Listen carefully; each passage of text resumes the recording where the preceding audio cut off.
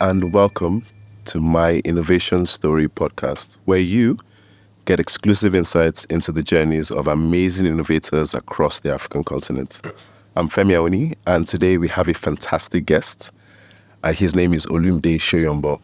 For those who may not know him, he is a tech entrepreneur and investor. He's the co-founder of Bluechip Technologies, the co-founder of Voltron Capital, and author of a great book, Vantage. Olumide, it's a pleasure to have you join us today. Thank you for having me. So I'd like to, let's kick off by taking a few steps back to go through how this all kicked off for you, how it started. Could you maybe just take us back to 5-year-old Olumide? So how did you, tell us a little bit about how you grew up, where you grew up, and how you kind of got the spark for digital innovation. Yeah, again, I'm saying thanks again for having me. I think 5-year-old Olumide, I think we had just moved to Lagos from Benin. I was born in Benin. My parents met in Benin, so lived in Benin for the first 4 years or thereabouts, and then moved to Lagos. I know growing up, they used to, my parents and even all the neighbors used to say, call me Omo Igbo. Right? And it was a thing then because the Igbos are very entrepreneurial and so on. And I was like, this guy young girl is always finding a way to, if you send me a message, I'll say, can I do it for some money? Right? How much would you pay me? But then I think growing up also, I always wanted to be a medical doctor first. Okay. Until I came across the computer that in 96.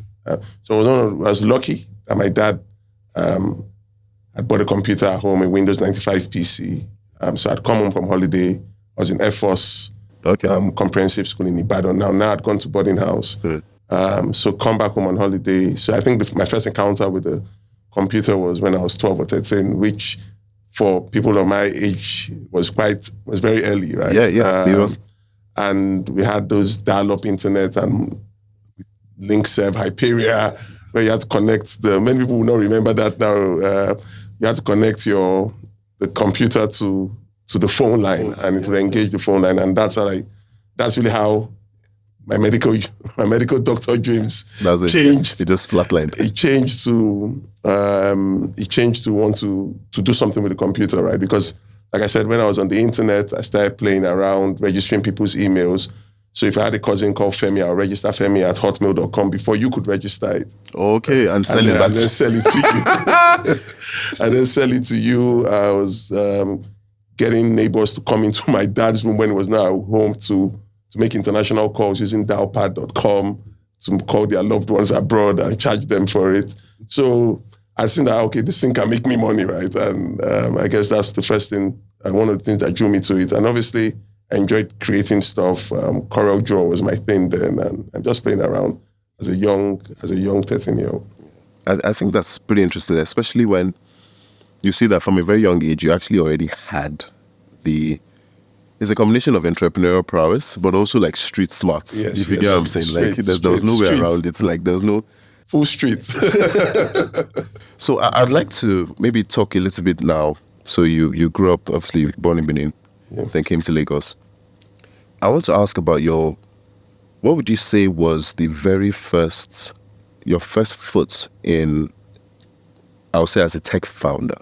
Because I understand that, you did some things with the email. I think Bluechip was your very first one. Indeed. Could you tell us a little bit about how that kicked off? So the very early days of Bluechip, how it came about?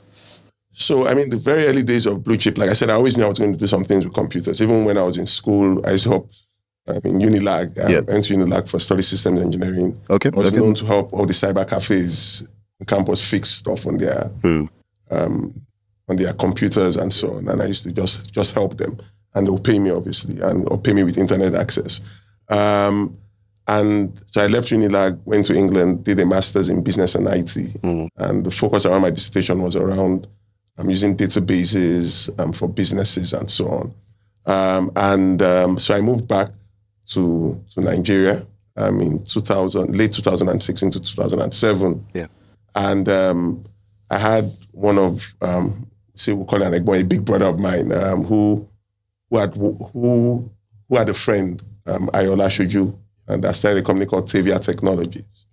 So Tavia at the time had built 2 core pillars, web and mobile. But then for many of the telcos and banks, but was now looking into a new pillar called on data warehousing and BI. Yeah. And they were looking for a young business analyst at the time for a project they had won in Access Bank. And that's really where the real story started. So on the Access Bank project is where I met Kazim, who became my partner in Bluechip. Yeah. Kazim, if you think about it, who was already first-class graduate from University of Ibadan, a geek's geek. He had been team lead in Telco MTN as the data warehouse team lead. He had moved to Accenture, also to get some consulting experience. But he was always getting a lot of calls for people saying, "Hey, Kazim, come and help me with this." They just call him the godfather of the data warehouse then, and BI. They call him Abijah. After this, in this Yoruba, Abijah was seen as this warlord, and so that was how everyone saw Kazim as that big problem solver. So he was getting a lot of pull from people trying to get him to do projects. Interestingly, Ayo had also met him in MTN, and I said, "Hey, I have this new gig. Come and be my independent consultant and lead this project." So I met Kazim on the Access Bank project. I was a junior business analyst. Kazim was the lead on the project and technical lead on the project. Mm-hmm. And while working on the project, I saw that many companies, Access Bank was ahead of its time trying to use data warehouse and BI to drive their business. Mm-hmm. And we then said, okay, we can take this to several other banks, right?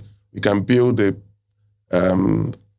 company that's focused on data warehouse and BI and business intelligence and as our niche, and then take the same thing to several banks. So, and I said, oh, my dad has all the network because I come from a very entrepreneurial background. Yeah. With my dad's network, is that friends network, we can push this to every bank.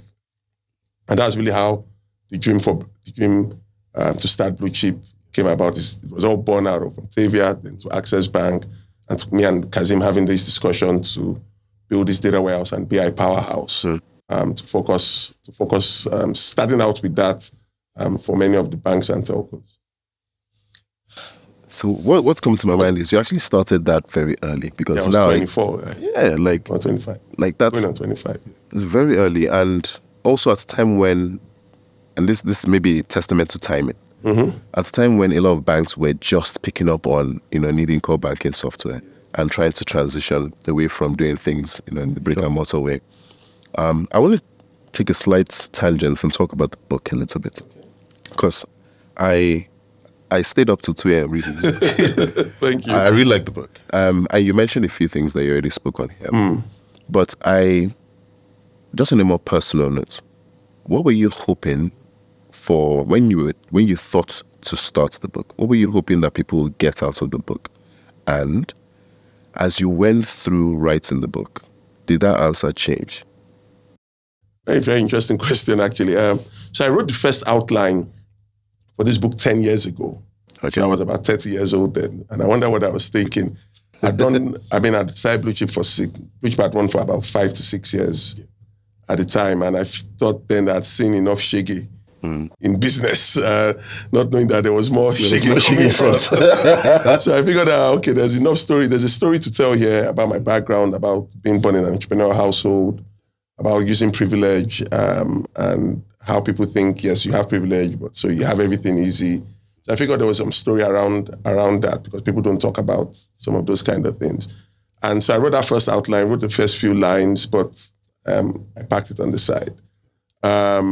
And then as I was approaching my 40th birthday, I figured, okay, there's enough war stories to write, and obviously my experience to write.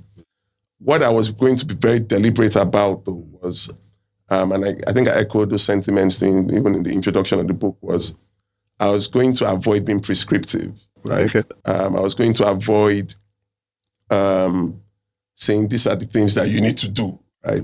As I had the book I had in mind when I was going ahead to finally write fully was The Hard Thing About Hard Things, right? Interesting. Because because there are no real answers, right? So this is my story. If you take what you're going to take from it. I remember when I had a team go for a retreat during the book writing process. So I got different people from different age groups and different cadres of society to say, okay, hey, let's go on a retreat. We'll read chapters of the book. Tell me what you think, even with the name and so on, and come up with the name Vantage already. And one of the Gen Z folks was like, we shouldn't call this book Vantage. That is a boring name. That we need to put something like how I invested and sold a company for $200 million. Your guide. Your guide to investing and doing it. That's the book that was, and apparently one of the best-selling books in Nigeria is actually Small Business, Big Money. Right? Those are the things that are catchy and that people want. But that's not me. I mean, it can be someone else, but that's not me, right? That's not who I am. I'm not going to tell you because you work for me doesn't mean to work for you, but this is my lesson. This is the experience I've had. And you can pick up something from that. Someone else will pick up the same book and pick something else. So I just wanted to share that story. And I don't think we share enough of those stories in Nigeria. And I guess maybe sometimes too, it's from the point of view of many entrepreneurs or even from a previous generation, not feeling like, hey, well, what am I writing about? And sometimes I guess it's hard to write about how you got one government contract and you made money. What are you going to write about then? So, but I figured there was a story to tell here, and there are many lessons to pick up, and I just wanted to share my experience. So I'll be honest, I like the points you made about bringing transparency to the entrepreneurial space in Africa, especially in Nigeria, because part of the reason why we actually even started my innovation story is because a lot of people, we asked them what CEO or which CEO inspired you, and people would just struggle because they had no personal story to latch onto. They knew who they were, but they knew who they were as CEO of X, but not as a human being. Yeah, I can remember when Burna Boy came up with Bayo Ogunlesi, and everybody in one of his songs, the hustle passed Bayo Ogunlesi or something like that, and the whole Twitter was like, who is Bayo Ogunlesi? This is a Nigerian man that's built one of the biggest PE firms, and nobody really knows who he is. Knows who he is, right? So I guess that's really one of the reasons why some of those stories need to be told and people can learn from them. I'll come back to the book, but I have a question for you because I actually got to know you on a more personal note from an investor side. Yes. Could you maybe tell us a little bit about how you got started in investing? I know you touched on a few things in the book, but like how that journey started for you leading up to where you are now. I have a few more questions on the lessons you've learned, but just tell us a little bit about your journey. On the shege I've seen. I think, so in 2014, like I said, we had started thinking that Bluechip was, about 6 years old at the time. We had some early success. And I started thinking of investing in new things that some of them we even own, right? As a subsidiaries, or I was seeing the advent of what was happening. I was seeing what was happening in the whole Yaba, CC Hub, Idea Hub, the whole cluster starting to form. And I started doing some research too on Y Combinator and other ecosystems in Latin America and India, and seeing what really built those ecosystems and what was the inflection point in those places, right? It was the gathering of innovative minds, it was the penetration of data and so on. And I said, okay, this might be an interesting time to come in. And with Bluechip, I think Bluechip were probably doing maybe $5-6 million in revenue then. But it was very concentrated amongst maybe 2-3 clients.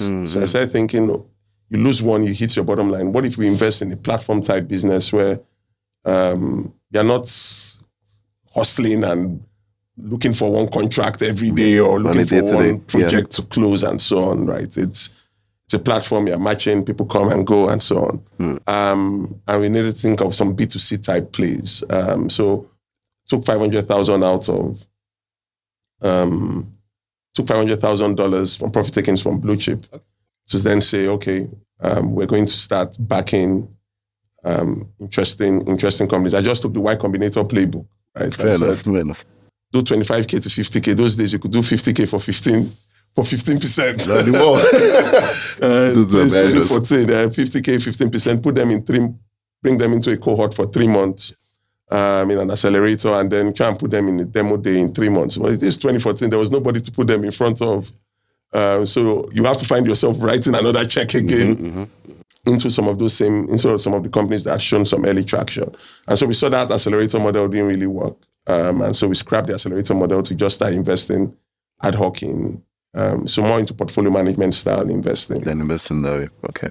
I mean, but considering now you've had a number of success on both fronts, how do you manage the dual role? Has it been challenging for you?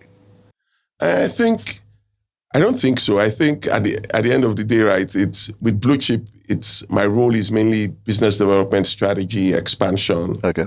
Not operations and delivery of projects like it would have been in the early days. There's a huge team that Bluechip is over 300 plus people. Yeah. It helps to have a co-founder who we are co-founders in everything, right? We own everything together, right? Down to our wives having the same cars, right? So it's fair enough. So it helps that it allows us scale in a way and do other things. And then with investing, right? I'm not investing now. I'm not writing a check now. And because I'm usually the first check into most companies, and it's something I enjoy, right? I'll do it for free, right? It's seeing companies within the time. So I think today, if I had to rate my time, it's probably 70%, 60-70% Bluechip, 30-40% spent on Voltron. Because like I said, I also have a team, a back office team, and on both sides, so it makes it easy. I think that's fair enough. Yeah. And I think what also helps, right, in investing is even being a founder yourself and an operator yourself. I had seen some interesting interview by Vinod Khosla of Khosla Ventures. Okay. And he said he doesn't like some of his senior associates and even some partners who've gone through like MBA style, gone to Harvard, worked and so on, and now learned the art of investing and now working in the firm and saying, they need to be on boards.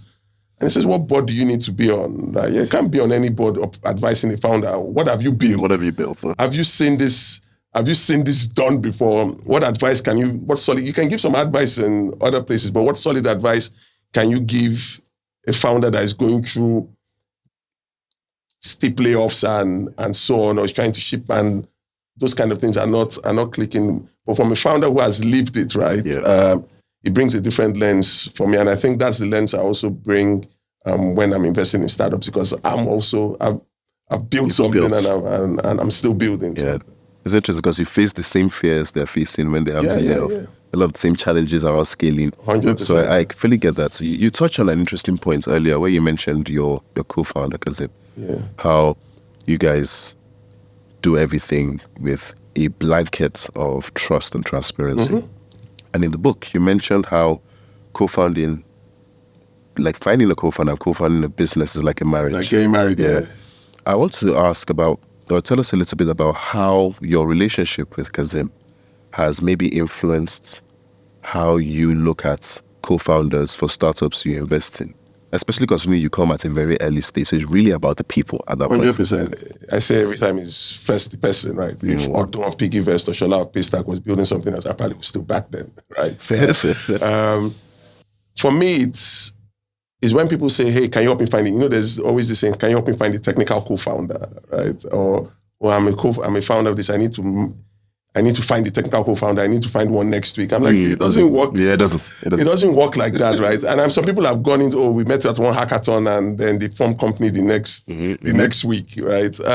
You can be lucky that it works, right? Some people meet someone on a random night and they end up in a happy marriage, right? But most of the times it doesn't work out that way, right? So if you want to optimize and build, that's really not the approach to take. So I feel that's deciding to start a business with someone, right? If you think about the amount of time you would spend, right, even as a person working on your day, the amount of time you spend in a day with that co-founder, sometimes you might, even at certain stages in the life of that business, you spend more time with that person than even with the spouse at home or even staying at home. Yes, to be honest. Yeah. So it's better with someone that you are really sure you can work with, right? So that's anger and angst doesn't build up.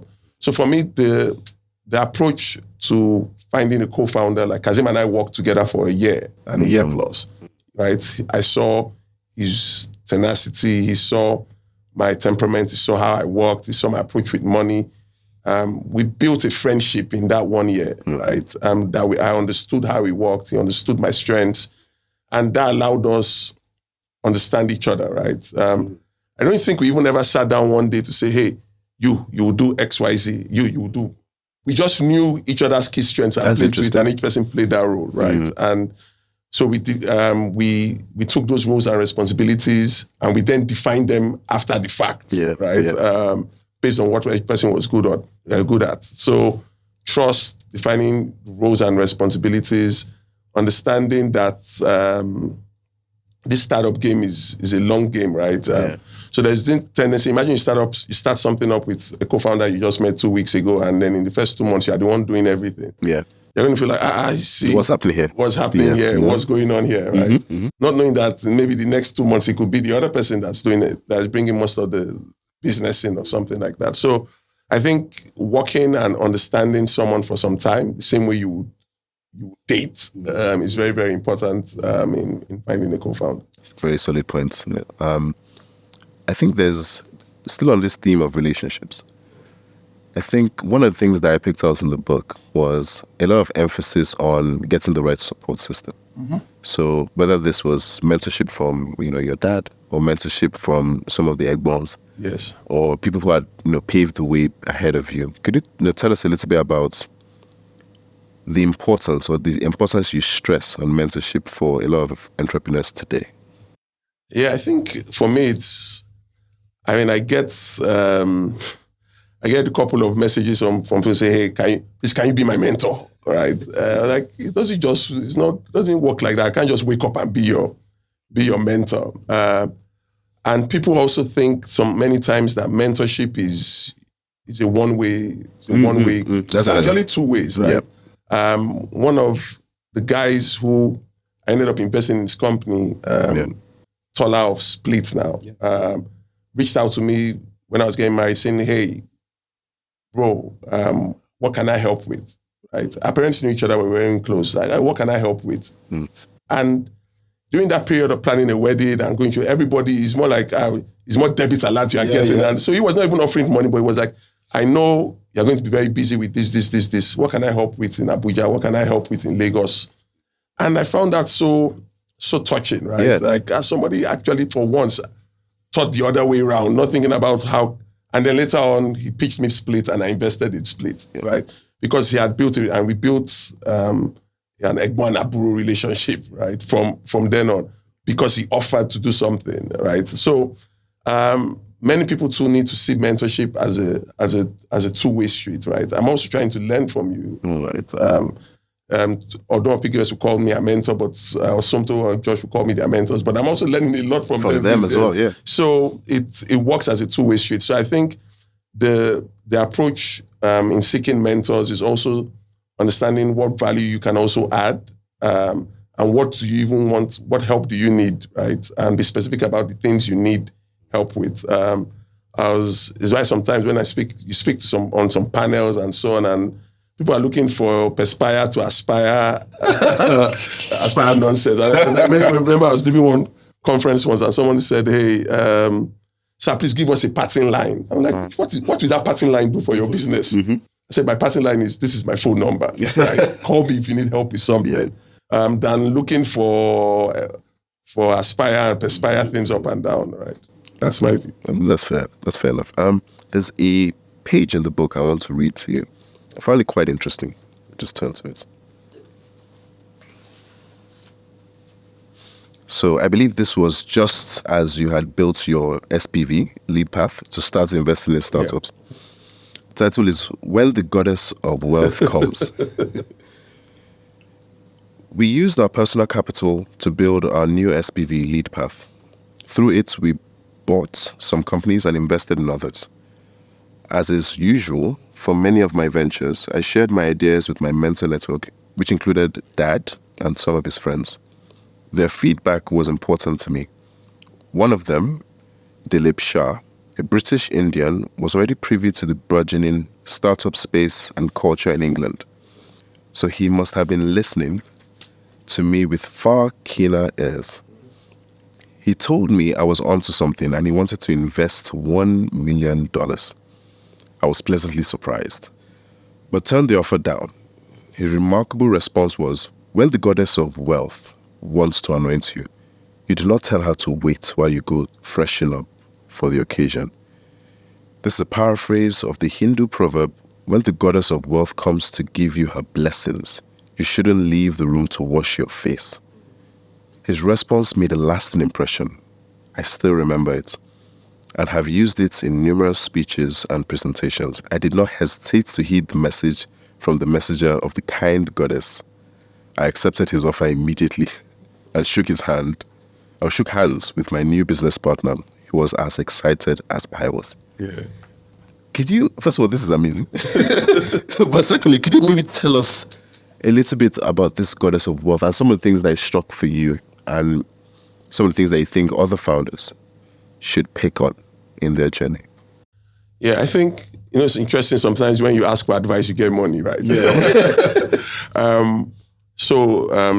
Dilip Shah, I refer to, and my dad go way back, right? Dilip is one of the rich British Indian millionaire who built a lot of things in Africa and in England.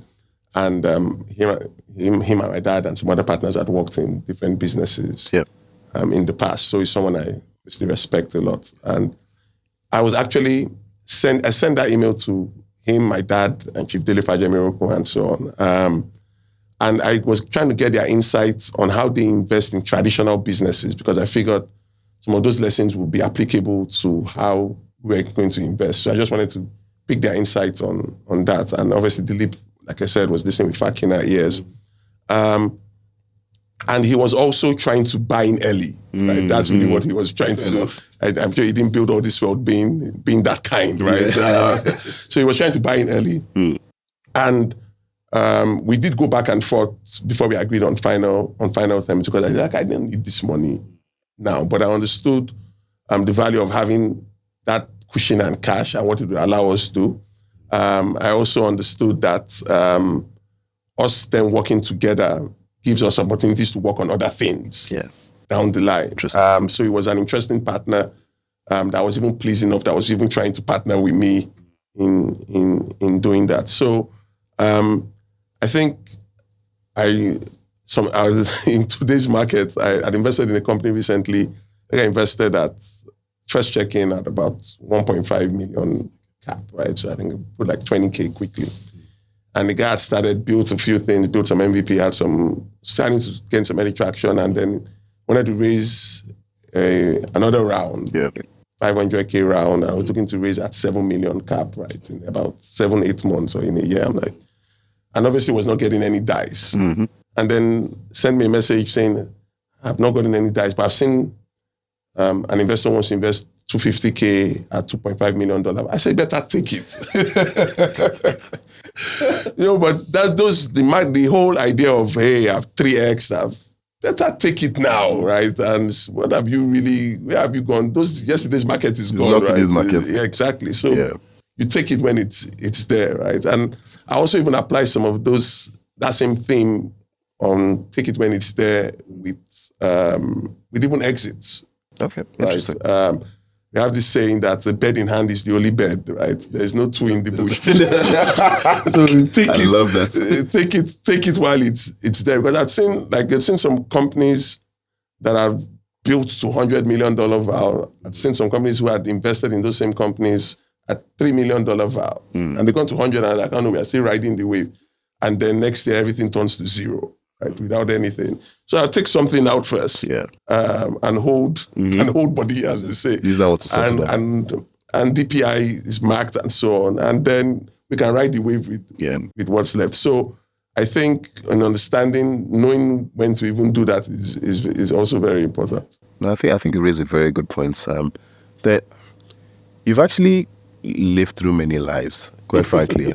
But you don't see it when you're living it, right? Yeah, you don't. And this interesting thing about only being able to connect the dots backwards.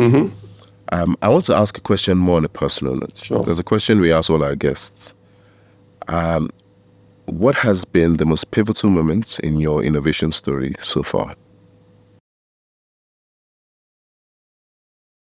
The most pivotal moment, I think it would be the opportunity to create outsized wealth really has come from being able to back many interesting companies, right? Okay. And seeing the impact that they've had, like in a company like Piggyvest, like MoneyPoint, Paystack.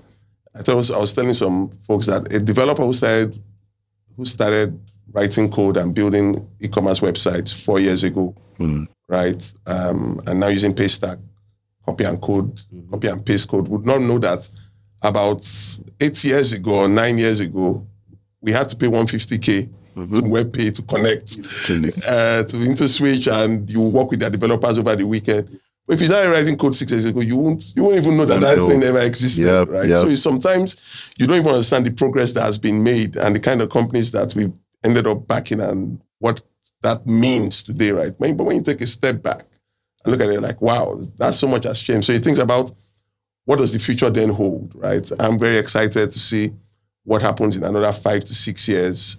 And so when I talk about pivotal moments is the decision to build this out and then back certain companies and create this fund. Sometimes you think about, so if I didn't create this thing to back some of these companies, what would have happened, right? What would that look like? Would they have been built? Would they have done something else? You wouldn't have been part of that story, obviously. So the opportunity to create that impact, the opportunity to create outsized returns, even in our market for investors and ourselves. Like you said, going back and looking at it, you're like, oh, wow, this thing that just started as me taking $500K from profit takings has now created a lot of value and a lot of value and impact, right? We think about lives that have been touched and so on. It's very, very interesting. But when you're doing it, you don't know. No, I feel you on that. I think you've touched on a few of the success stories that you've had with investing. Paystack, Piggyvest, MoneyPoint, which is a fantastic company. But yeah, I want to then ask you a real question. Sure. About some of your horror stories. So could you tell us a little bit about some of the either mistakes you've made or the painful lessons you've learned as an investor? So, I mean, I have my approach to, and I told this when I talk to early angel investors I can lose my money only once, right? It's only once, but I can make it several times, but I can't lose my money on a venture more than once. Fair enough. So I go with that approach first, and I go with money, and I invest most times with money I can lose. There are some investments that if you are doing now, writing a $2 million check now, maybe I'll carry Bible as I'm writing the check. But if you're writing a $25K, $30K check, I mean, I don't want to lose it, but if I lose it, it won't affect school fees or dinner on the table tomorrow. And I tell people that if you're not ready to lose that kind of money, then don't be invested, right? I've invested in some ventures with some folks who were not ready, and the venture goes belly up. And the guy was like, this thing has died now. So what will happen now? I'm like, what do we want to happen now? The company has died now. It's gone. So like, people don't really understand that this is a real sport, right? If you invest, it's 1 or 0 in many times. So for me, I go with that first. I go with that mindset first. And I'm okay to lose my money, especially when you're being the first check and early check-in. It's not a problem. There's enough. You've made some good bets that will make up for some of those. So some of those plays. But I want to learn when I lose my money, right? I want to understand why I lost my money. And part of what the things that we don't probably do well here, right? Some company dies. We don't even know that the company is dead. There's some companies that I've invested in. I only know that the company was dead when I found out that the guy was working in one bank. Right? So like no postmortem, nothing happens, or the updates just stop coming. And so you can really tell that, okay, this company is suffering, right? And sometimes being an entrepreneur myself, right, I understand the optimism of the entrepreneur, right, when they are not sending those updates. I have to get better next month. Next month comes, we're almost there. It'll get better again next month. The other month comes again, I cannot. It still doesn't work, and then all of a sudden everything goes to zero. So sometimes it's not even necessarily bad intentions, but not just being able to communicate early enough. So I've seen that. We've seen, you invest in a business, things will get out of control, right? But when it hurts is when people deliberately go out of control. That's an interesting point, actually. And lose their mind, and are ready to eat their harvest even before the crop is off the floor. And you can't model that really, right? Yeah. And I've spoken about this recently. So we've invested in some companies, and bad faith actors know what bad faith actors do. Squander and go to zero, right? I think in a low interest environment and a lot of capital, everybody was getting away with some of those things. Now, and it's showing, right? And which is very good anyway. So I've seen some of those instances happen when bad faith actors just and you start looking back like, what did I miss? Why didn't I see? But really, how do you model some of those things? So that the Tech About conference, how do you model somebody going to Kempinski Hotel for 3 months and chilling with baddies with your own money, right? You can't model that thing. So people would do those kind of things, but like I said, it's fine as long it's not what you model for, but it would happen.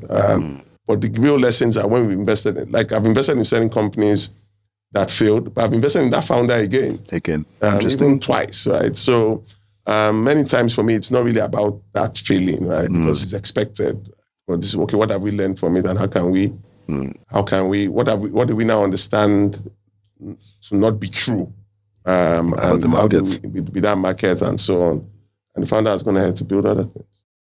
You raised a very interesting point about communication, because I found that in the founder-investor dynamic, it seems to be understated for a lot. And I too have actually I've been in a position where I've had to sit down with a couple of investors and said, okay, what could, as an early stage investor, how can you realistically predict that this hustler that you're seeing today will likely be, one of those people that blows your money, in a couple of months? It's near impossible to actually predict. It is impossible, right? There's some telltale signs that you can, this guy is a jerk, right? And like, no coachability, he's not ready to even listen on a call, and so on. This guy, and most times I've seen that happen at the end of the day, or reference check on where they've worked before and so on. But what you find, right, is that communication, like you hit on, right? It's very key. I write about Yomi Ojo in the book on communicating that, hey, I've raised about 800K, I've tried this, I've pivoted. This thing is not working. This thing is not working. Come and take what is left, right? Very brave, and deciding that, okay, this thing is not working. Come and take what is left, and let's go. So maybe you get 25 cents on the dollar, but it's better than zero, right? And many lessons have been learned. I would back that kind of entrepreneur again if he or she is building stuff. So I think that's communication becomes very, very important. And like I said, sometimes you think, it will get better, and that's why they don't communicate and so on. But I've seen instances where I learned about a pivot of a company that I had invested in based on a certain thesis, and I learned about the pivot on Tech Cabal. Yeah, I understand that. Do you get my point? So those kind of things shouldn't really be happening, right? So, and that's why communication is very important. Very interesting. Still on this theme of lessons learned, could you maybe share, on a more personal note, one of the biggest personal challenges you've had to overcome, and maybe some of the insights or lessons you drew from it? Challenges in investing, challenges in building, or? Oh no, that's you as a person. It could be either. What would I say? Let me think. Because They're low. Even today, you're still dealing with challenges of expansion, challenges of I've hired one guy, we've become very close, it's become family. But I think he needs some help. And if I bring someone above him, what happens? You're dealing with many of those kind of challenges. So I'm thinking what really, or closing certain businesses down and understanding the lifestyle that's be impacted by it. When you make some of those decisions, right? Those are hard things to do where there's no written formula on how you would feel, right? Have you had to do that? Oh yes, yes. Sometimes I've done like I said, it's sitting down with the founder that this is the reality. This thing is not working. Not working. We're going to have to call it ends on this and move on and keep on burning cash. So having to do that and understanding lives that we impacted, it's always hard, right? But then those are still some of the hard things that need to but like I said, in particular challenges would be, like I said, closing down, hiring and firing, closing down certain things, closing down operations in certain countries for in Bluechip's case, and some of those kind of hard things.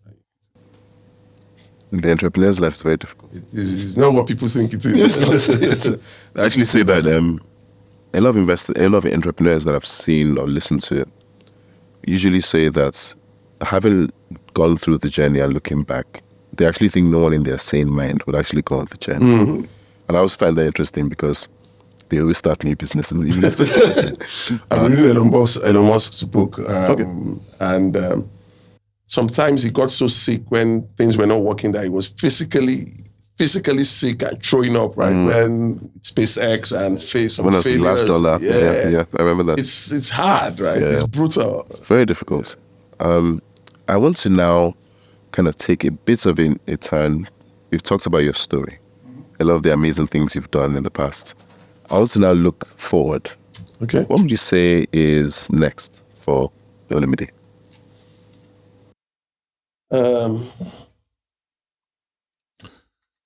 I think the story is still unfolding. There's still a lot of work to do with Bluechip. Even today, Bluechip is in about 7 African countries.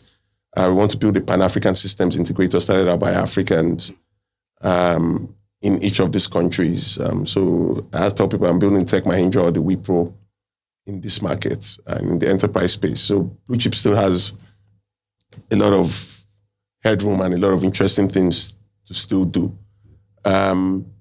If I look at venture on the venture side, I'm more excited. And I tell people that if you want to see what Nigeria, probably Africa, some parts of Africa look like in 7 to 10 years time, look at what India and Latam look like today. Yeah, right? I think about some of the unicorns that exist in those markets and so on. Some of those same companies will need to be built here, right? Some of those companies still need to exist. You can draw a straight line from many companies. You can draw a straight line from Bijus to Ulesson, from Paytm to Tmapt, and you can start seeing what kind of companies they will be like in another 5 to 6 years time. So those kind of things keep me excited about, we're lucky. And that's the really world, right? We're lucky that there was capital for us to be able to back some of these companies where we backed them, and we're in the market then to see those companies.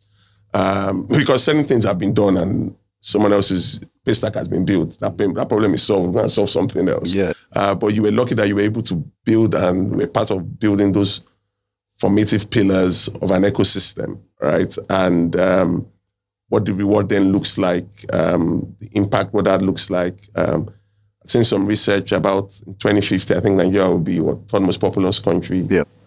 Young population, people living in cities, who is building things for them, right? When you think about that future, it's not too far away. It's probably like 3-8-10 presidencies and we are there, right? So it keeps one excited and playing a role in even backing more entrepreneurs in doing that is really what my future. Your future also. I like that. I actually want to touch on this point on investing. You've been investing through different funding life cycles where there's been a lot of funding into Africa and then there's been a dearth of funding. There was none, then there was, and then They're still small now. Has your investment thesis changed? No. It hasn't changed because for me, it's still being the founder first, okay. Right? Because there are problems everywhere, right? Logistics, health, any agro, everywhere there's problem. And our problems are real problems, right? Like in other markets and more mature markets, the first work a VC is doing is even saying, is this a real problem? Do people really care about this? But in our market, every problem you see is real. And it's felt, it's a legit problem. So when you think about it that way, you see, okay, the impact of really what you are doing, and it just makes it crazy. Yeah. No, I actually completely agree with that point of view. Where, let me give an example. I was cracking a joke a few months ago where, in more mature climes, the nature of what is a need has changed. Where you have things like pet housing, right? Like you're pet sitting. Sorry, you have a business that you're traveling, and you get someone to come and sit for your pet or your dog. In Africa, it's not a major market. Our problems are more foundational, yes. right? Real problems. Well, Olumide, thank you so much. This has been honestly a pleasure. Thank you for walking us through your story from the very beginning when you got inspired. Walking us through your growth as an entrepreneur, your growth as an investor. We're coming to the end now. I just want to ask, are there any words that you want to share to our viewers? Anything that you maybe would have liked that I asked that I might have missed? Just anything of that note. I think it's really kudos and praise and encouragement to those that are deciding to build, right? Or have decided to build and are going to build, right? It's hard work. You've taken the first courage and big step, right? Decide to build. I always tell, one of the things I always say is for every founder is you take a risk on yourself before you ask any investor to take a risk on you, right? And people then deciding to build, they need all the encouragement and support. But I think in spite of, some of the gloomy times and how things seem so dark and gloomy many times in our market, right? If you take a long-term view of many things, right, which you have to be as a venture, as an investor and believer in the market, you have to forget Nigeria today. So when I talk to LPs and I talk to many people building is forget Nigeria of today, right? If you think of Nigeria of today and so on, there are many reasons not to invest. There are many reasons not to build. But if you think about what that looks like, right, in 10 years and so on, like we have no choice, right? This ecosystem that would being enjoyed today, and that people say, oh, it's a successful ecosystem or is it budding ecosystem? Many things was without government effort, right? Later, yes, there was some government support, but it was people coming down to do the hard work to say they were going to build this and we're going to do this and do that. So what that next 10 years looks like, so yes, now there's some government support, there's Startup Act and so on, but it's still going to come down to the builders and the enablers, right? To build that future that I think is going to still be very, very interesting despite FX issues and dollar that it won't exist forever. The outside opportunities are still there to be built, and many interesting companies will still come out of Africa. I completely agree. Thank you so much. Thank you for having me again, Femi. And to our viewers, thank you very much for taking the time to stay with us to the end. Please don't forget to grab your copy of Vantage. Until next time, take care.